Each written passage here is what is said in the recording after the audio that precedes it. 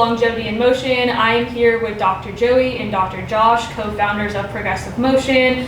Can you both explain a little bit about what you do, who you are, and kick things off for us? All right, I'm Dr. Josh, and I'm a physiotherapist, and basically I help people move better and get out of pain in a nutshell.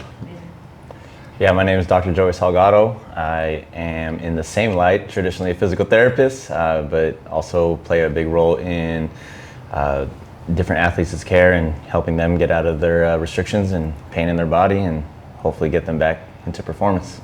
Right. Today we're going to be covering the Progressive Motion philosophy. So to kick this conversation off, can you tell us a little bit about what was that moment that made you realize the traditional approach to rehab or fitness just wasn't working? Yeah, that's where I kind of step back and say the traditional model, it can work. It just was hijacked by the insurance reimbursement becoming less and less and less. So I think the aha moment for me, and probably Joey too, was the client care became very like high volume, and it became more of the physiotherapist doing just the touch point, like the first 5 to 10 minutes, and then the rest of the time you're with a high schooler that's hoping to be a physical therapist one day. So I think when we saw that, it was like, man, what are we doing? So it made us step back and say, okay, we need to reevaluate how physiotherapy is performed or provided to the client or the patient. And really that's what started us on the whole path of looking into the DNS, the PRI world, the just performance in general, and seeing how we need to get ourselves outside of this insurance model and go into a cash-based model. Yeah, we came from similar but different environments, I would say. But I think we resonate with a lot of the pain points that we experience. Like, being a new PT, like you don't really have, especially back in that day where you couldn't go online to learn like nowadays, right? So going in, we didn't really have our own thought process, and it was very important to get an environment with mentorship and treating at a pace that was conducive for learning. And I didn't quite get that. I'm grateful for it now looking back, but like treating 3 to 4 people an hour, talking to an aide that doesn't really have much experience in the space, was really tough, because then you start to go through these, 1 year goes by, a second year goes by, you go to another job, and you're starting to realize like, yo, what did I go to school for? Because I don't even feel like I'm developing. I don't feel connected to my work. And like, that's a scary feeling, right? Like you spend all that money and time, resources, and excitement of getting into school, and then you go out to the real world, you're like, what is this? And I think that's when I started to realize there has to be something different, or else I'm in trouble. Like, this is not what I want to spend my life doing. And so luckily, I was presented different opportunities, so eventually found a way to do more private cash-based work.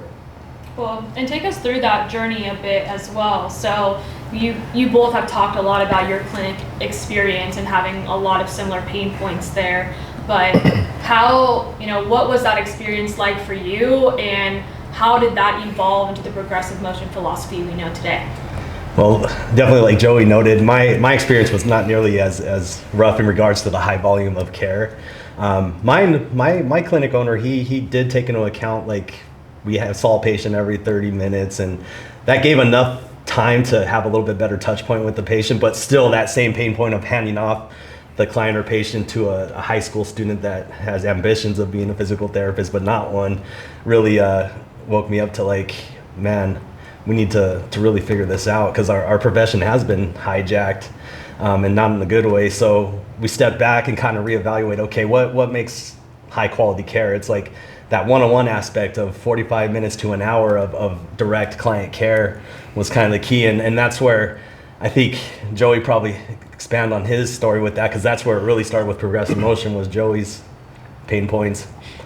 Yeah, I think from the perspective that I was coming from, like I remember just feeling how sterile our industry, even just saying physical therapy, and it's not like not against our industry as a whole, but just the name of it feeds into the psychology of how consumers experience it, right? Because it's physical therapy, rehab, broken, pain.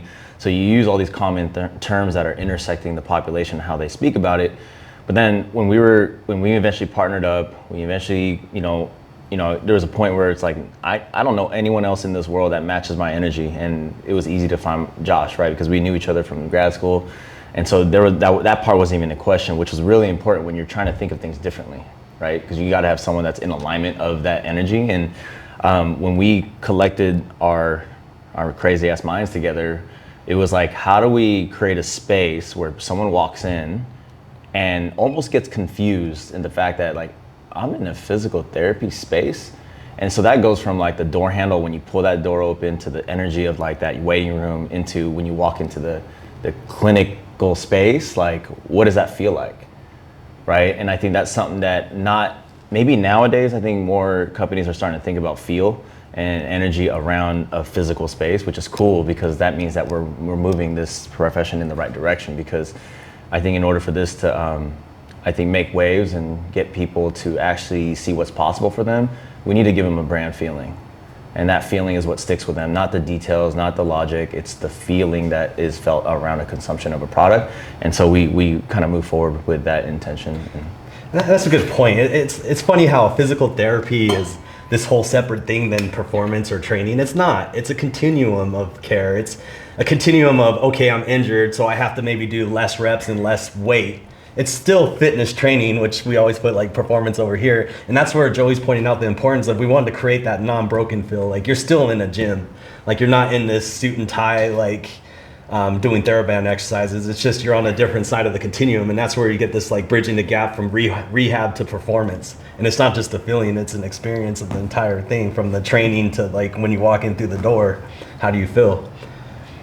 Yeah, on that front, like this idea of, because you'll see, you saw this a lot growing up in our industry, where the doctor of whatever, like doctor of PT or MD or doctor of chiropractic, whatever, we were celebrated for fixing people, right? And that word fixing, and Jason, this is where Jason Maiden is always in the back of my head, think about the words that you use and what that means, and the perception of that, right?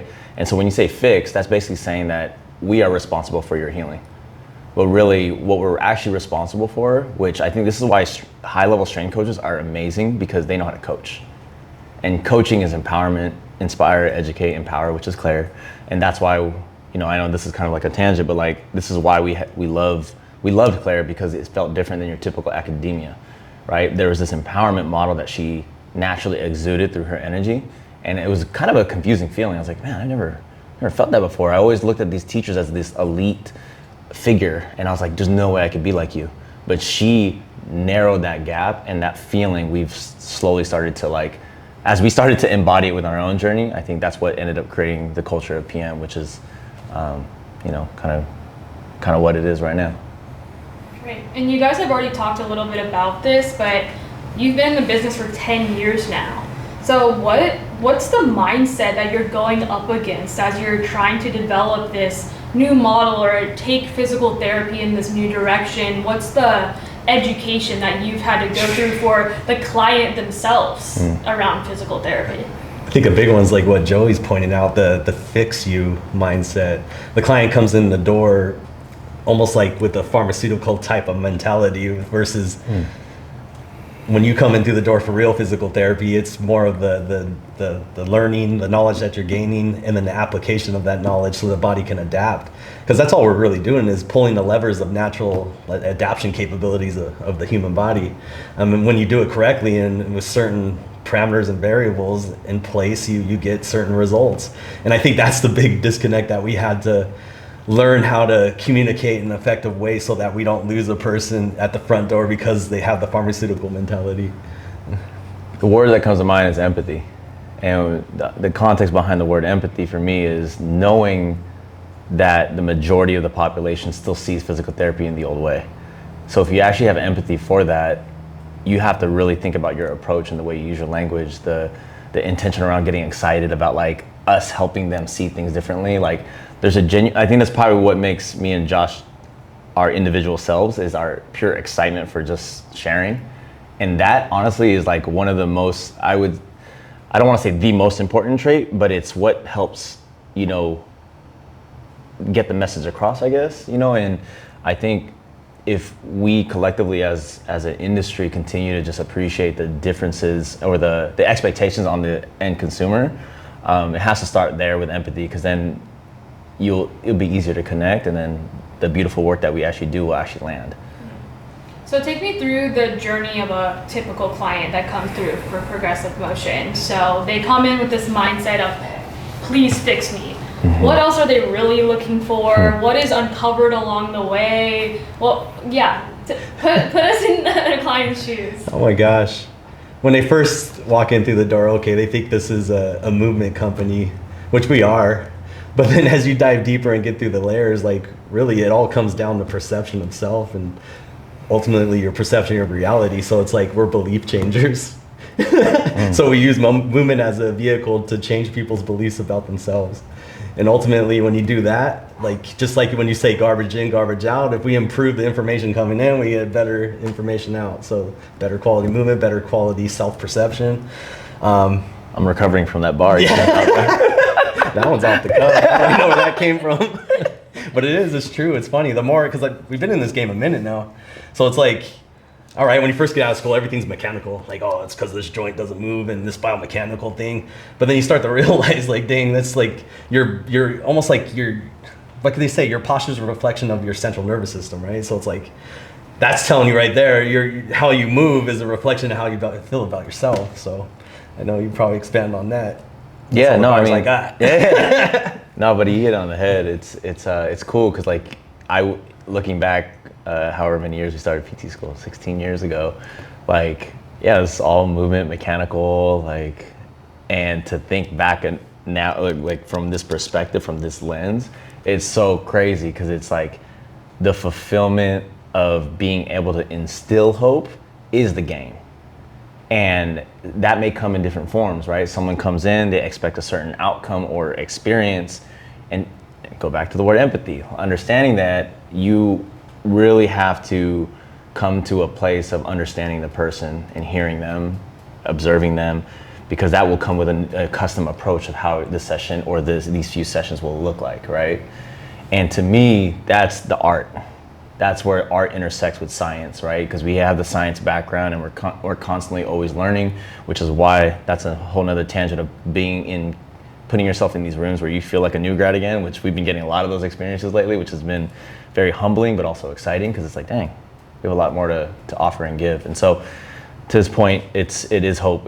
We're using movement as a vehicle, and that's also a privilege that we have an industry that we work in that's so relatable and I would say overarching accepted in our society. So it's cool to use a vehicle that's pretty standard, and now we can put our own spin and energy around how we want to help change. Low risk. It's not like surgery. Yeah. There's like all the risks associated with all these other like pharmaceuticals sometimes can be risky, but movement, pretty safe. Yeah, pretty not safe. Too risky. Pretty safe. And then I'd love for you to share a little bit more about really what makes progressive motion special, like what's your differentiation, and then how knowing that differentiation makes you guys have a very clear ideal client and who would really thrive in a space like progressive motion. Man, how we're different. Like the cool part is the rest of the industry is like starting to head in the direction that we 15 years ago went down with our whole DNS journey and working with Claire. But looking at the body as a holistic integration of all these things, from the psychology to the movement qualities of the joint to how your nervous system adapts, these are all important things and things that we look at. So I would say stepping back and taking that bird's eye view of the individual and ultimately looking at the foundational things, walking, breathing. Breathing's huge. That was a big one for us because if you don't correct somebody's breathing mechanics, you can't correct anything, because ultimately breathing is a driver of a lot of our posture and how we hold ourselves up in space. So that was a huge one. So I say a big differentiator is us and how we first assess breathing, correct that, and then from there locomotion, which is like walking, is kind of our next thing. Because would you, like if a bird came in my door, I would look at how the bird flies, right? If a fish came in, you look at the switch fins. A human comes in, you look how they walk. So I'd say that was a big differentiators for us, was looking at those two things as a primary. Yeah, and I think what makes that really fun, I think honestly, it gives us a lot of confidence to help out a whole wide range of populations, because everyone that walks in our door did exactly that. They walked in our door. And so if you can help be the bridge for that person to say, oh, you've never worked with aerialists before. I go, no, I haven't, but can you show me your movement? But at the end of the day, what I'm gonna help you with is help you with your locomotion which is a low-hanging fruit. But in order to move well in gait and locomotion, you have to also breathe efficiently. And so we take that breath work lens and intersect it with mobility, which I would say is obviously catching a lot of wind now, but that was not a topic. Even it wasn't a big topic like 6 to 7 years ago, right? And so I think that's why, again, the privilege comes up again. It's like, just understand that most people are coming from the normal orthopedic world that haven't been exposed to this holistic approach. And so from a clinical side, that's, I would say, the big thing. Can I elaborate on why I think us internally is different? I think it's because of our collective investment into helping our employees holistically. We literally just came out of a mindset workshop to help our staff be aligned with themselves and understand who they are, to who their triggers are, and essentially like what's your ideal self and your conditioned self. And what I'm saying is that we understand that like we can't just build a company that is solely focusing on productivity. It's obvious productivity is important, profit is important, or else there's no business. But how you do it, how we do it, is what's different. What we hope to do between the collective team of obviously Caitlin, Riza, Young, Claire, Rashana, I'm probably missing a few people, but already just alone right there, we have a wide range of people that are specialized in certain skill sets to help level all of us up. And that's why I think people have a different experience when they work with us. It's not easy, it's actually harder. But I think at the end of the day, no matter if people choose to stay with PM or they choose to leave, they become a better person. And that I can go to sleep at night. We can go to sleep at night knowing that we're doing it for the right reasons, and we're just tightening up all the other things that hopefully keep us running. Yeah, I want to touch more on this a bit, just because obviously me being behind the scenes, I get to witness it firsthand. But tell me a little bit more about how developing the culture code was essential for that client-employee connection, and how did it come to be developing this, mentorship program, this business acumen for your employees? Give me a holistic vision of what it looks like to be an employee.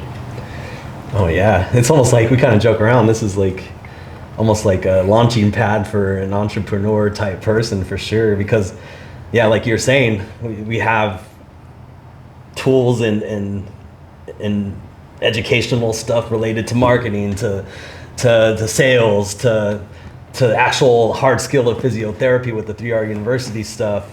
It's just creating a well-rounded individual, because at the end of the day, it's like, if you can't communicate your value, then you're not going to sell. And we always come out of school like feeling kind of gross with sales, but really sales is the ability to communicate how you can help the person. So I think laying all these things down, because it was actually learned through the pain points of seeing even our own failures and our staff feeling that, like, how can we help them? And that's where we pulled from the best of each of those spaces to help create the Entrepreneur book, which is a pretty badass book, actually. Yeah, no, it goes back to disruption. Like having an appreciation that most things have a stigma behind it, and knowing that, how can we deploy people with more skills that help them in life? Because if you show up better in your life, you will show up better as a coach. And we can speak and attest to that because we've gone through our own personal journey, all the hardships, all the therapy, all the mental performance that we've had to go through. The growing is so messy, and I think that's one thing that I'm like really appreciating, that like I don't think it gets less messy. I think it gets probably messier because we're putting ourselves in these positions to fail. And when you fail, you have to look within, right? And that right there is the game.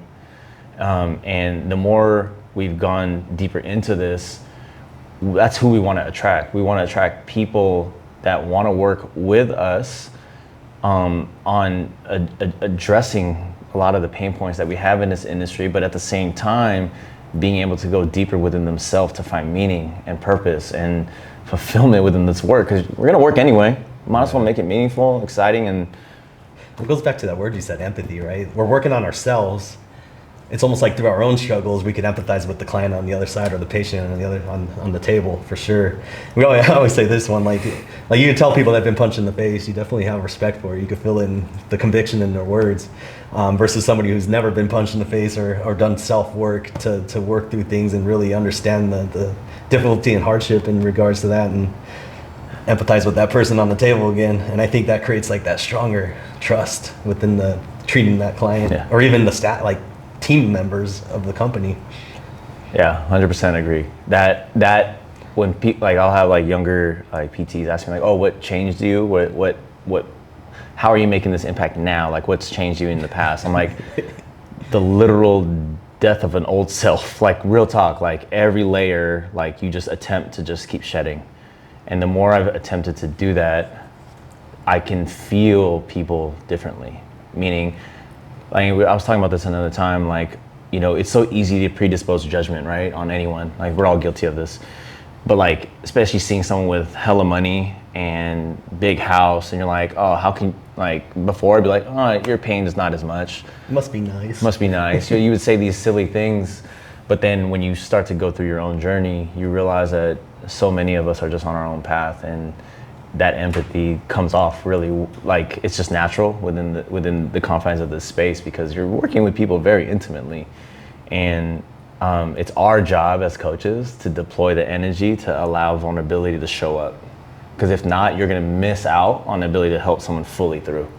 They might get what they want from a surface level, but then like there's deeper layers that you can really help them with. And I don't mean that by like we're like mental therapists or mental performance coaches, but I think have some appreciation of that injected within our physical therapy skill is, I would say, very important and essential. Great. Well, I'm going to shift gears back to the client side, just because I know we're going to dive deeper into the working environment at Progressive Motion in a whole separate episode. So we had talked a little bit about the education up front that goes into people understanding really the benefits of physical therapy and such, and what that process has been like. So if you have the opportunity to tell a potential client, you know, what do you wish every potential client knew before starting to work with the Progressive Motion team? I would say I'd hope that every client knows that the journey is not linear. Just like life is not linear, there's ups and downs.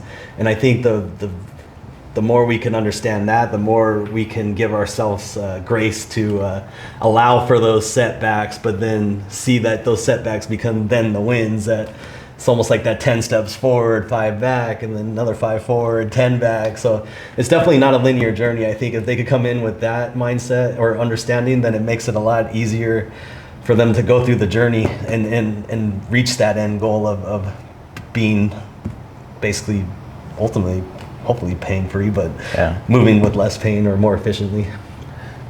Yeah, I mean, piggybacking on exactly that, like, that's a common conversation that we have in these spaces. Like, the quicker people can realize that it isn't linear, that they're gonna have to develop this capacity to handle hard things better.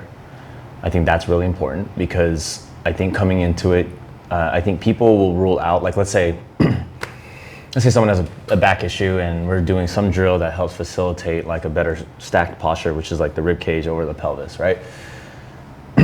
Sometimes people jump so quick to deem a drill or an exercise ineffective before they actually learn it. And that's where I messed up a lot as a coach before, where I would allow them to sink in their sorrow of not being able to execute a drill, but not communicate effectively that this is actually a skill.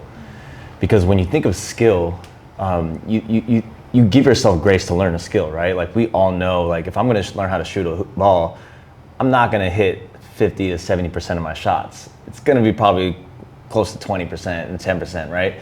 But when it comes to this setting, for some reason, there's this assumption that I'm supposed to get this result after my first rep of doing this. Pharmacology. Is that what it is? Mentality again. Maybe that's what it is. Take this pill, get this. Good point. Good draw. So maybe that is it. And I think that's on us. It's not us to blame the client, but it's for us to remind them that, hey, at the beginning of this journey, we're going to be learning a series of skills. And in this pursuit of learning skill, there's going to be a lot of ups and downs, frustrations, maybe confusion, even what words are coming out of my mouth and trying to put it into your body. Like, there's going to be a lot of that. And give yourself a little grace, allow yourself to go through the process of learning and doing it at home. And through time, that's a positive trend, and you should be able to, like Josh said, move with less pain, with less restrictions, but also reminding them that, hey, if you're someone that's putting yourself out there might be a good chance that pain shows up again at some point. So we're teaching them a thought process that they can take wherever they go in life. And that's a really important distinction. Yeah, big time. And that's the other thing where makes me so good, feel good about our sessions per se. Like, even if we don't get the 100% pain goal, they're still learning. They're still providing value through the movement education stuff. So I always love pointing that out. Great.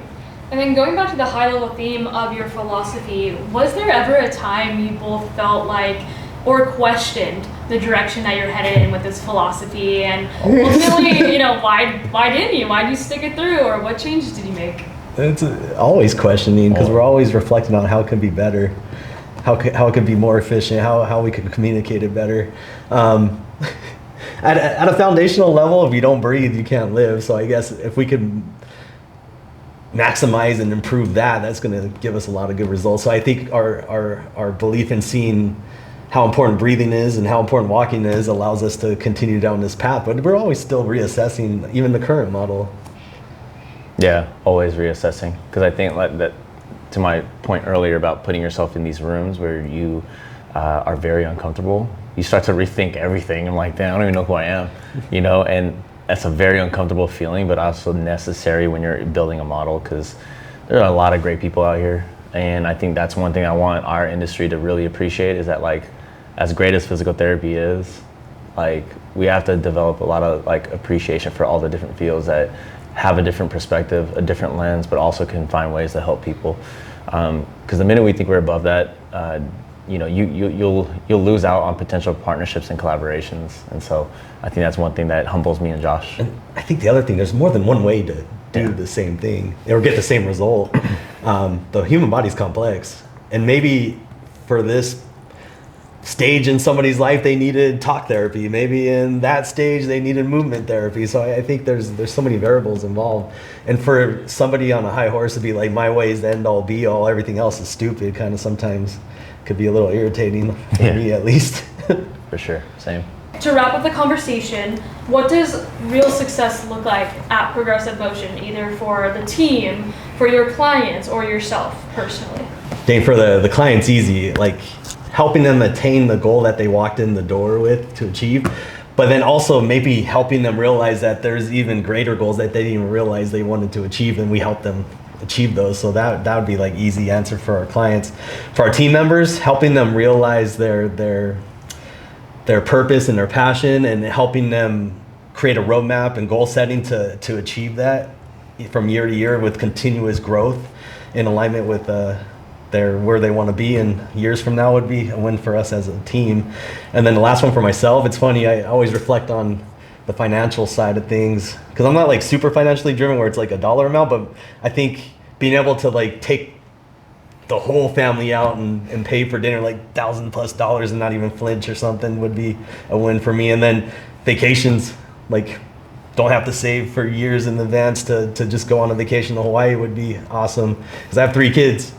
So definitely flights, you could easily get up 3 to 5K and just flights with that size of a family. So I think that would be a win for me, the experiences and not having to flinch. And then you said something about your personal goal from a clinical side. Oh yeah, and then personal clinical side goal, being able to communicate and touch people in a way that gets the result with ease. I know it's a little bit selfish, but I don't know, I get like pumped off of seeing somebody's eyes light up, be like, oh, it doesn't hurt as much anymore and I can move this way. It's like, that's right. But that's not the right way to go about it. But for me, it kind of gives me a little bit of energy to see that. I'm going to defend this guy on that one because there's all of us have this selfish endeavor of like wanting to be like the best we can be, right?